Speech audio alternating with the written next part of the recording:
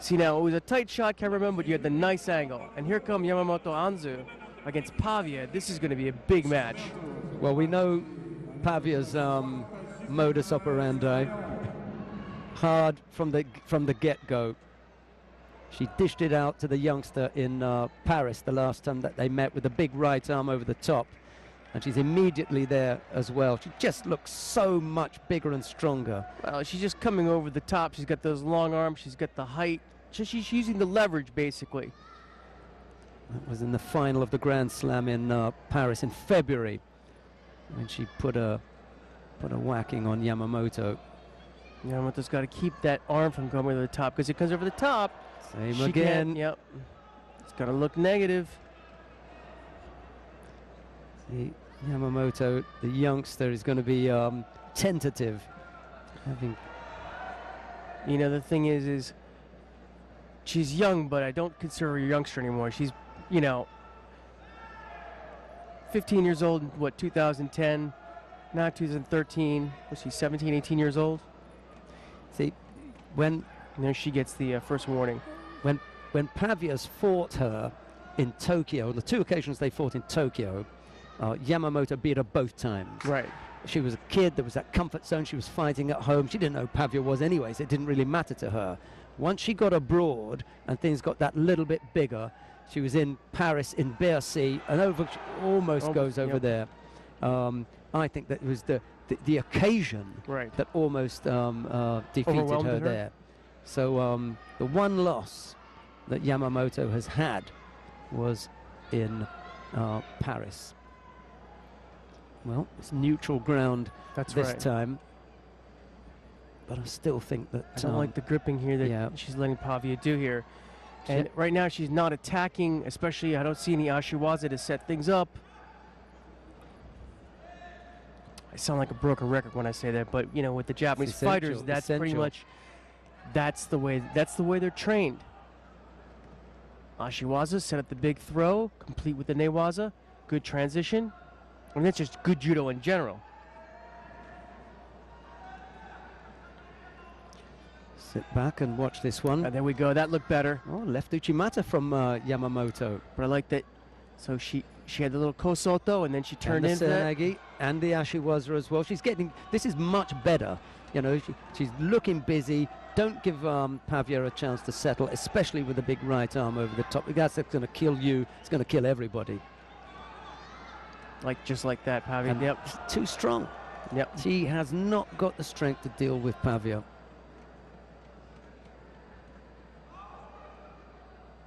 Gives her a chance to settle before dishing out the penalty. There at Cortez. 2 now she's picked up, all because Pavia's just that bit too strong for her.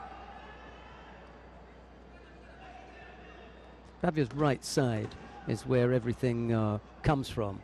And what Yamamoto hasn't been able to do either here or in Paris is to stop that.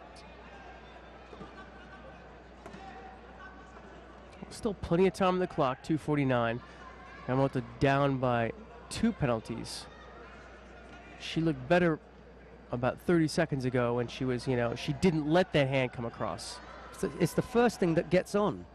And Yamamoto's left hand is only into the ribs or in the lower, you know, that part that to keep her out. When she was doing better, what she was doing is she was grabbing the forearm of the gi with that hand coming over. It doesn't let the hand get so deep. Exactly. You've only got a small amount to grip up. For me, if you can get the hand on the elbow, she goes inside every time for you know, the lapel. I think it's much better on Pavia's right elbow. And at least you've got some control. Yeah, you give Pavia, I don't know if it's so much you say it's strength, but leverage. You give her that leverage. Yeah.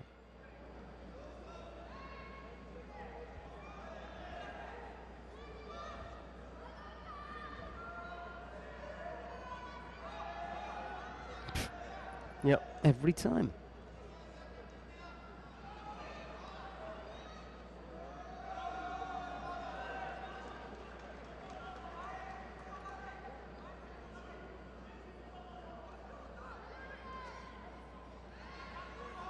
I just don't think you can give that up. No. You can't give the very thing that Pavia wants to her all the time, which is to make sure that she's up and around the collar. It's the place where she feels most comfortable, where all her techniques come from. They all come from that side, and without that, you know, there isn't that much there.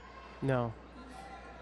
And you figure after Paris, you're going to know about it. Anzu would know about it and do something about it. Oh, that was better. Still can't get far enough across because she's so extreme. Pavia's so extreme. She only shows the right side, and you want to get all the way across to the other side. That's a bit tricky.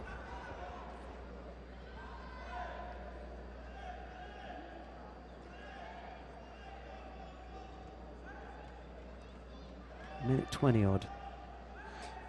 Part of this too is you know, to have training partners who would mimic this kind of action so that you develop a repertoire to deal with it versus dealing with it on the spot.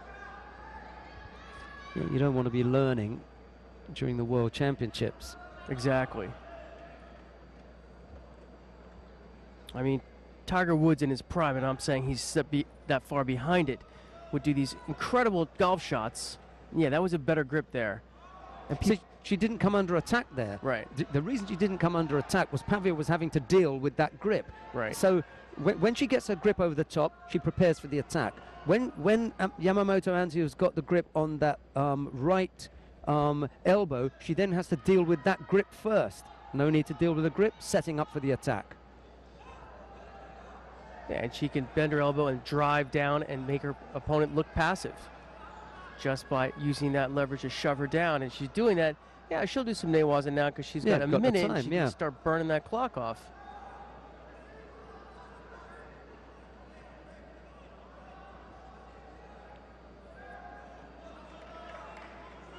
This is not where you want to work it out. No. And this is a kind of working out process from what I can see. That's a better one, even lower down now. And she just bent at the arm, and now you get your own attack in. It's you know, this part is ineffective. She hasn't looked in any danger there, but every time the right arm goes over, Yamamoto looks in danger. Yeah, the problem is that she's sort of got to grasp this concept with 30 seconds left in the match. Yeah. And now Pavia can back pedal. Yep. She can afford a one. Almost gets caught there. See, I don't think that Yamamoto has yet worked out what to do from this position. So she gets there. It's a better grip as far as defensively is concerned, but her attacking options were limited because she hasn't worked on that. Right. Well, I mean, partially I got to blame the coaches.